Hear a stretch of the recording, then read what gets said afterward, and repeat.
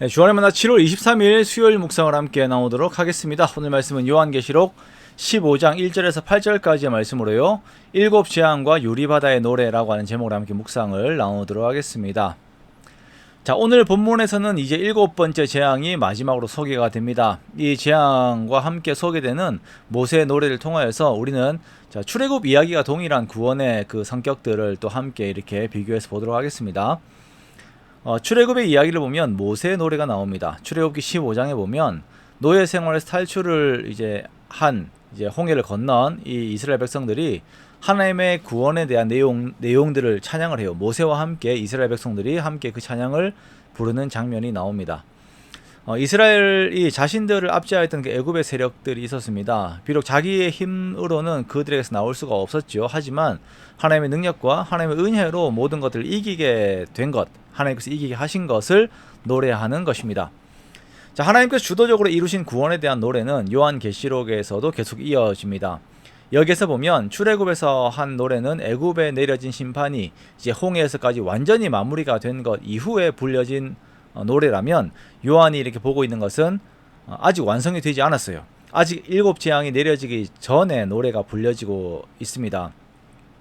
이 본문에서 기대하는 바는 다시 한번 하나님의 역사가 일어나셔서 출애굽 사건과 같은 또 하나의 구원이 이루어지기를 원하고 있다라는 것이죠.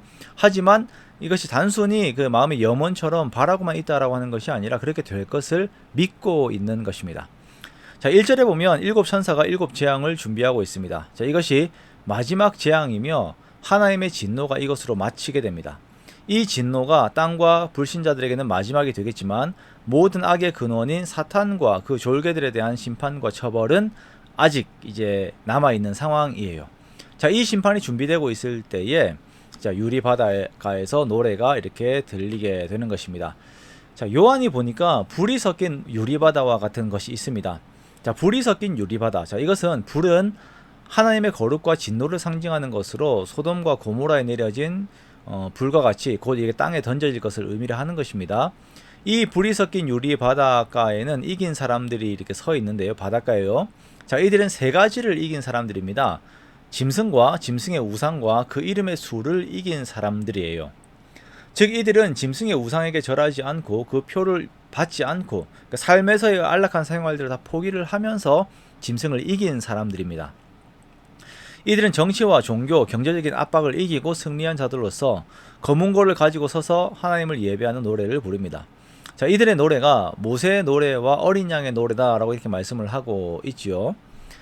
14만 4천 명이 짐승과 싸워 이긴 그 전투는요, 홍해를 건넌 여정과 같습니다.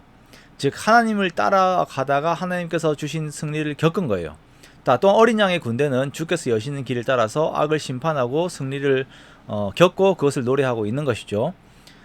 이 노래는 어린 양과 더불어 고난을 받으며 인내로 승리한 사람들만 배우고 부를 수가 있는 노래입니다. 즉, 이야기를 담고 있는 가사의 내용을 아는 사람들, 자기의 모든 삶으로 아는 사람들만 부를 수 있는 참된 찬양인 것입니다. 자, 이들의 노래 이후의 환상을 보니까 이제 일곱 재앙을 가진 일곱 천사가 성전으로부터 나옵니다. 자, 이들의 복장에 대한 묘사가 나옵니다. 깨끗하고 빛나는 세마포 옷을 입고 가슴에는 금띠를 띤 일곱 천사가 등장합니다.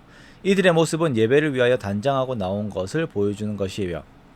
자, 네 생물 중 하나가 하나님의 진노를 담은 금 대접 일곱을 그 일곱 천사들에게 줍니다. 이제 예배가 시작되고 하나님의 영광과 능력의 임재가 함께하는 가운데 일곱 대접 재앙이 쏟아지는 것입니다. 자, 요한은 이 일곱 재앙을 예배의 맥락으로 그리고 있습니다.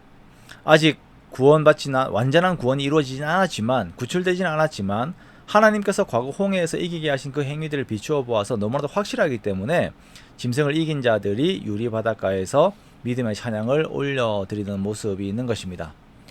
자, 그러면서 우리가 물을 수가 있죠. 이것이 어떻게 예배와 연관이 될 수가 있습니까?